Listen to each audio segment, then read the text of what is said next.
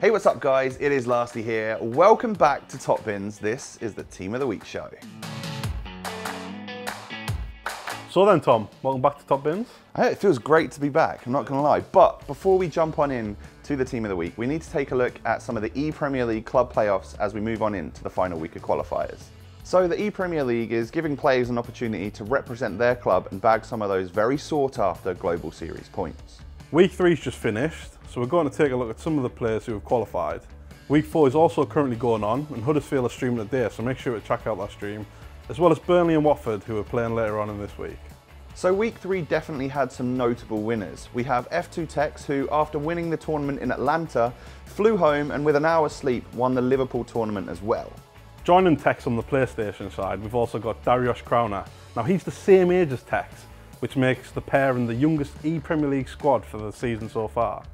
Another notable winner, of course, is Dito, who represents Manchester City. He won the chance to represent City in the ePremier League as well, after a very tough final against his teammate, Shells. Now taking a look at Fizzy EFC, now he competed in Everton's club playoffs. He used flashback Leighton Baines throughout the whole tournament as a left back. He's a massive Everton fan and a great opportunity for him to represent his club.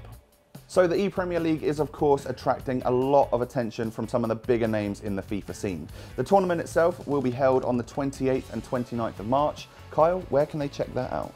You can check it out at twitch.tv/EA Sports FIFA. Make sure to tune in to future episodes of Top Bins as well, because we'll be covering all stuff ePremier League. Okay then Kyle, it is time to switch on over and focus on the latest Team of the Week. You've got a nice fresh Team of the Week in front of you there. Let me just pick it up. Who have we got in it? Team of the Week 25. Oof. Some big players. Yeah? Where do you want to start? Well, I'll tell you what, I think we should just start with a Liverpool centre-back who is pretty good this season, I'm not going to lie. Big Virgil, obviously you're talking about. A 91 rated Team of the Week, in form Virgil Van Dijk. I mean, he's got a Player of the Month item.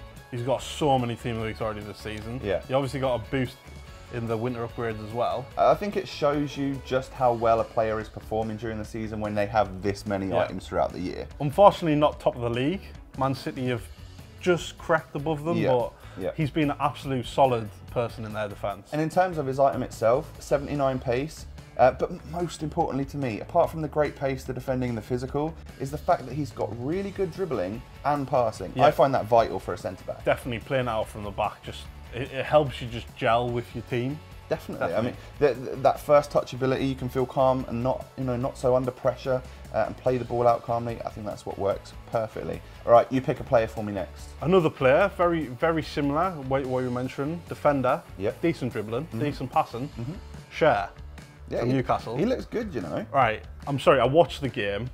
His goal was incredible. He pinged it into the top bins like it was nothing. Into the top bins. It was incredible. I love that. Now, in terms of a Premier League centre-back, like, he might not quite have the pace that you're looking for. He doesn't quite have Virgil van Dijk's pace, but 75 dribbling, 79 passing, good defending and physical as well. I think this is someone that's actually quite usable. And 78 shooting. So and that's actually incredible. For a centre-back to have 78 shooting, maybe you'll go on a little mazy run and take a long shot. I mean, go for it. I want to see a goal from you actually like that. Who are we going to pick for next then? I'm just looking at this dynamic image right here, Lukaku. Romelu Lukaku. One, what is he doing there? But two, that item is insane. Yeah, I mean, we all know Romelu Lukaku is to be one of the taller, stronger figures up front. Nice Belgian Premier League striker, lots of links available there. But the fact that he's also got 86 pace, that's kind of a game changer, you know. Definitely. I mean, Ole Gunnar Solskjaer has also came into the mix with Manchester United. Of course, yeah. Some of the players are mixing a little bit better, and Lukaku is definitely on form at the moment. One thing I would say about his item itself, though, is that he's not going to be super technical when it comes to the dribbling side of things. But if you're someone that likes to whip the ball into the box to cross it in to head it, then of course that's going to work out a treat for you. Similar with our next player as well, Lewandowski. Yeah. Big player, Bayern Munich, so you've got the Bundesliga. So there's something about Lewandowski which I always struggle against so much when I'm playing FIFA. There's just something about him, he always scores against me and I typically lose when I play against him. He's that good. So he's got the height, he's got the shooting, 92 shooting, but he's also got the dribbling versus Lukaku. So 91 dribbling, he's going to keep the ball to his feet. We've added a fair amount of pace to him as well. So he's up to 83 pace now. He does have 4-star skills and weak foot this year, which makes him an incredible like a really viable option for you, especially in like a team with for the weekend league and stuff. That's an insane item, and I'll be lucky to get him in red. I mean, that's one that's really sort of standing out to me that I'd like to get in red.